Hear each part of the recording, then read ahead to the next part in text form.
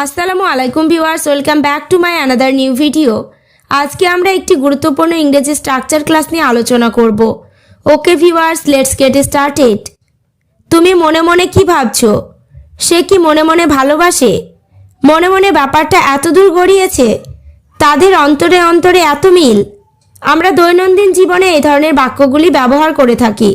Structure ব্যবহার করে কিভাবে বাক্যগুলিকে বলবো সেটি দেখে নিই। স্ট্রাকচারটি হলো এনি সেন্টেন্স প্লাস ইনওয়ার্ডলি। মনে মনে অথবা অন্তরে অন্তরে অর্থে স্ট্রাকচারটি ব্যবহার করব। এবার আমরা কয়েকটি এক্সাম্পল দেখে নেব। তুমি মনে মনে কি ভাবছো? What are you thinking inwardly? এখানে হোয়াট মানে কি, ইউ মানে তুমি, থিঙ্কিং মানে ভাবছো, ইনওয়ার্ডলি মানে মনে মনে। এটা প্রেজেন্ট কন্টিনিউয়াস টেন্স, এখানে প্রশ্ন করা হয়েছে। হোয়াট আর ইউ থিঙ্কিং ইনওয়ার্ডলি মানে তুমি মনে মনে কি ভাবছো। পরেরটা, সে কি মনে মনে ভালোবাসে? Does she love ইনওয়ার্ডলি?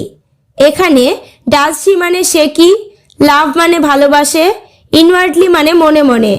Does she love ইনওয়ার্ডলি মানে সে কি মনে মনে ভালোবাসে। নেক্সট, মনে মনে ব্যাপারটা এত দূর গড়িয়েছে, has the matter come to this inwardly? এখানে দ্য ম্যাটার মানে ব্যাপারটা, ইনওয়ার্ডলি মানে মনে মনে।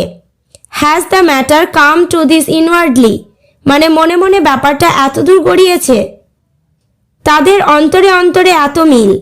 দে আর সো ক্লোজড ইনওয়ার্ডলি। এখানে দে মানে তাদের, সো ক্লোজড মানে এত মিল। দে আর সো ক্লোজড ইনওয়ার্ডলি মানে তাদের অন্তরে অন্তরে এত মিল। এবার তোমরা স্ট্রাকচার ক্লাসটি ভালোভাবে বুঝতে পেরেছো। তাহলে মনে মনে হিসেব করো, মনে মনে ভেবে দেখো, অন্তরে অন্তরে এত দূর বাক্যগুলি ইংরেজিতে কি হবে কমেন্ট বক্সে কমেন্ট করে জানিও। ওকে ভিউয়ার্স, আজ এই পর্যন্ত। চ্যানেলটিতে নতুন হলে চ্যানেলটি সাবস্ক্রাইব করো, লাইক শেয়ার কমেন্ট করতে ভুলো না।